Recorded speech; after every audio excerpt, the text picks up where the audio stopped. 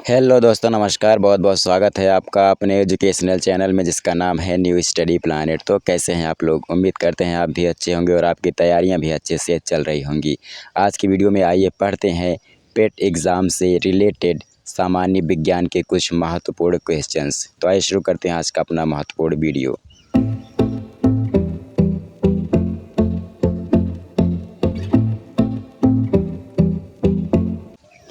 आज के वीडियो का हमारा पहला प्रश्न है, लैक्टोमीटर द्वारा किसकी जांच की जाती है? लैक्टोमीटर द्वारा किसकी जांच की जाती है? चार विकल्प हैं आपके।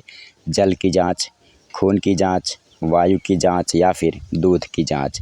लैक्टोमीटर से किसकी जांच होती है? तो सही उत्तर हो जाएगा दूध की जांच होती है।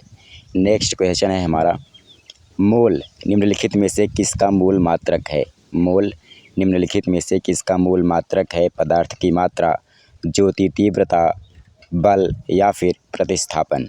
मोल किसका मूल मात्रक है? तो इसका सही उत्तर हो जाएगा इसका पदार्थ की मात्रा का। अगला है, निम्नलिखित में से सदिश राशि कौन सी है? निम्नलिखित में से सदिश राशि आपको बतानी है। दूरी, द्रव्यमान, चाल या फिर विस्थापन। कौन सा इसमें जो विकल्प है वो सदिश राशि है? तो यहाँ पे जो सही उत्तर हो जाएगा वो हो जाएगा विकल्प 4, विस्थापन। नेक्स्ट है, चंद्रमा पर गुरुत्वीय त्वरण का मान पृथ्वी के गुरुत्वीय त्वरण के मान का कितना होता है? 1/2, 2/4, 1/4 या फिर 1/6। कितना होता है जी का मान? तो सही उत्तर हो जाएगा यहाँ पे 1/6 होता है। अगला क्वेश्चन है, पृथ्वी पर चंद्रमा के गुरुत्वाकर्षण के कारण क्या आता है? पृथ्वी पर चंद्रमा के गुरुत्वाकर्षण के कारण क्या आता है? आंधी आती है, भूकंप आता है, तूफान आता है या फिर ज्वार भाटा आता है। कौन सा विकल्प यहाँ पे सही होगा? तो सही विकल्प हो जाएगा ज्वार भाटा। नेक्स्ट है, मानव शरीर का सामान्य तापमान कितना होता है? मानव शरीर का सामान्य तापमान कितना होता है?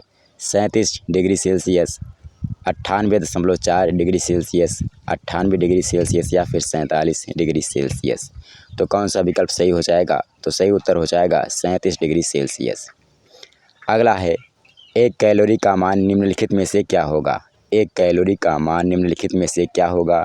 4.18 जूल, 8.14 जूल, 9.8 जूल या फिर 7.14 जूल। कौन सा विकल्प सही हो जाएगा? तो सही विकल्प होगा 4.18 joule.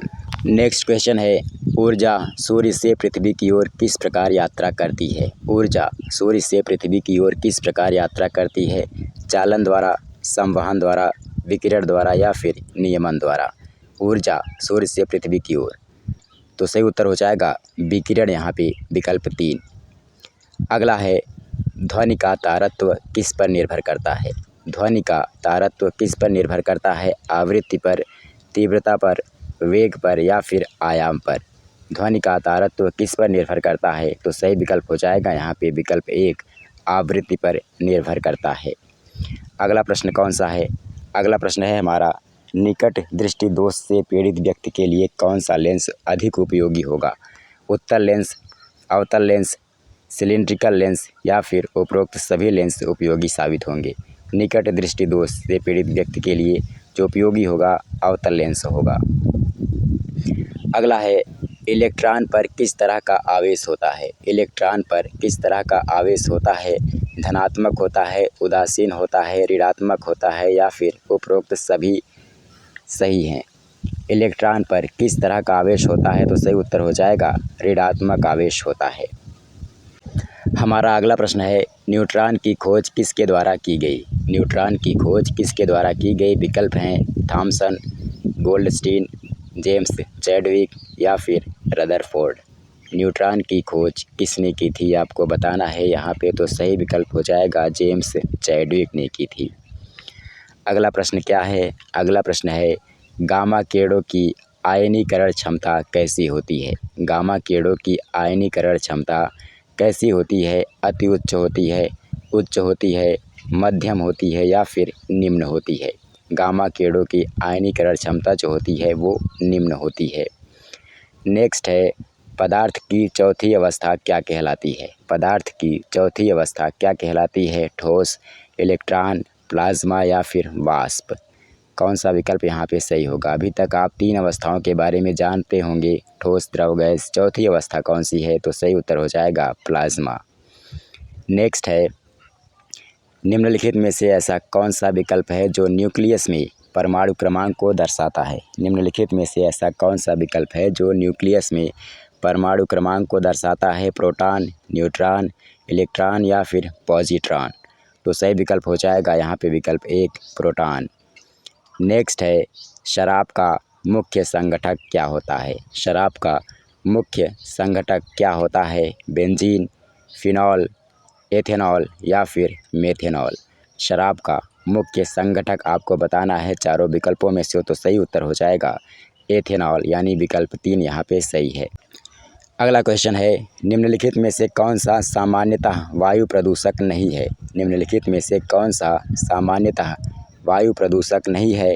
Hydrocarbon, sulphur dioxide, carbon dioxide या फिर नाइट्रस ऑक्साइड। तो सही विकल्प हो जाएगा विकल्प 3 कार्बन डाइऑक्साइड। नेक्स्ट है, कपड़ों और बर्तनों को साफ़ करने वाले डिटर्जेंट में क्या होता है? कपड़ों और बर्तनों को साफ़ करने वाले डिटर्जेंट में क्या होता है? बिस्मथ होता है, नाइट्रेट होता है, सल्फोनेट होता है या फिर बाइकार्बोनेट होता है। तो सही उत्तर हो जाएगा सल्फोनेट होता है। अगला है, कांच का सबसे महत्वपूर्ण घटक क्या है?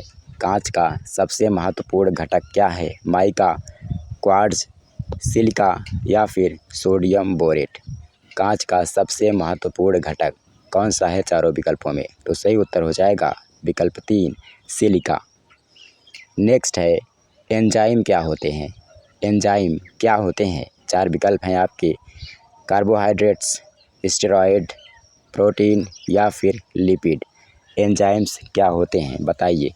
यहाँ पे जो सही विकल्प हो जाएगा विकल्प नंबर 3 हो जाएगा प्रोटीन। चलिए अगला प्रश्न लेते हैं। अगला प्रश्न है, लेड पेंसिल में लेड का प्रतिशत कितना होता है? लेड पेंसिल में लेड का प्रतिशत कितना होता है? 10%, 100%, 50% या फिर 0%। लेड पेंसिल में लेड का जो प्रतिशत होता है वो 0 यानी 0% होता है। अगला है, सबसे बड़ा सजीव पक्षी कौन सा है? सबसे बड़ा सजीव पक्षी कौन सा है? शुतुरमुर्ग है, डोडो है, मोर है या फिर बाज है। सबसे बड़ा सजीव पक्षी कौन सा है आपको बताना है। आसान सा क्वेश्चन है, तो सही उत्तर हो जाएगा शुतुरमुर्ग।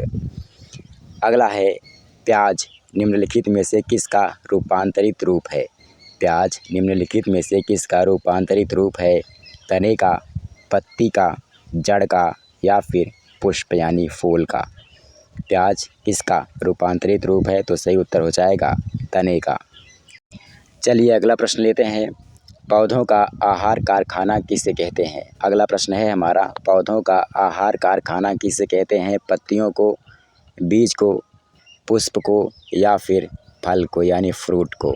पौधों का आहार कारखाना किसे कहते हैं? तो सही उत्तर हो जाएगा पत्तियों को। अगला क्वेश्चन है, थैलेसीमिया एक वंशानुगत रोग है। थैलेसीमिया एक वंशानुगत रोग है, इससे कौन सा अंग प्रभावित होता है? कौन सा अंग प्रभावित होता है? रुधिर, फेफड़े, हृदय या फिर वृक्क। कौन सा विकल्प सही होगा? तो सही विकल्प हो जाएगा रुधिर। अगला क्वेश्चन है, प्राकृतिक चयन का सिद्धांत किसके द्वारा प्रतिपादित किया गया था? प्राकृतिक चयन का सिद्धांत निम्नलिखित में से किसके द्वारा प्रतिपादित किया गया था? चरक के द्वारा, लैमार्क के द्वारा, डार्विन के द्वारा या फिर न्यूटन के द्वारा। तो सही उत्तर हो जाएगा विकल्प 3 डार्विन के द्वारा। अगला क्वेश्चन है, आधुनिक मानव का वैज्ञानिक नाम क्या है? आधुनिक मानव का वैज्ञानिक नाम क्या है? 4 विकल्प हैं आपके, होमो सेपियंस सेपियंस, लूसी, होमो इरेक्टस या फिर ऑस्ट्रेलियोपिथेकस। कौन सा विकल्प सही हो जाएगा? तो सही विकल्प है होमो सेपियंस सेपियंस। नेक्स्ट है, सबसे पहला स्तनधारी क्लोन कौन सा है? सबसे पहला स्तनधारी क्लोन कौन सा है? विकल्प हैं आपके 4, डॉली, ब्यूटी, एलिसा या फिर बोनी। कौन सा विकल्प यहाँ पे सही हो जाएगा? तो सही विकल्प हो जाएगा डॉली यानी विकल्प नंबर 1। अगला क्वेश्चन है हमारा, किस सूक्ष्मजीव से एड्स होता है? नेक्स्ट क्वेश्चन है, किस सूक्ष्मजीव से एड्स होता है? विकल्प हैं आपके 4, प्रोटोजोआ, विषाणु, जीवाणु या फिर शैवाल। कौन सा विकल्प सही है? तो सही विकल्प है यहाँ पे विकल्प 2, विषाणु। नेक्स्ट है, निम्नलिखित में से कौन सी ग्रंथि आंसुओं का श्रावण करती है? निम्नलिखित में से कौन सी ग्रंथि आंसुओं का श्रावण करती है? लैक्रिमल, पिट्यूटरी, थायराइड या फिर पैंक्रियाज। कौन सा विकल्प यहाँ पे सही होगा? तो सही विकल्प हो जाएगा विकल्प 1, लैक्रिमल। ह्यूमरस हड्डी कहाँ पर स्थित होती है? अगला क्वेश्चन है हमारा, ह्यूमरस हड्डी कहाँ पर स्थित होती है? विकल्प हैं आपके 4, घुटने में, अग्रभुजा में, जांघ में या फिर ऊपरी भुजा में। कौन सा विकल्प सही होगा? तो सही विकल्प हो जाएगा ऊपरी भुजा में, विकल्प नंबर 4।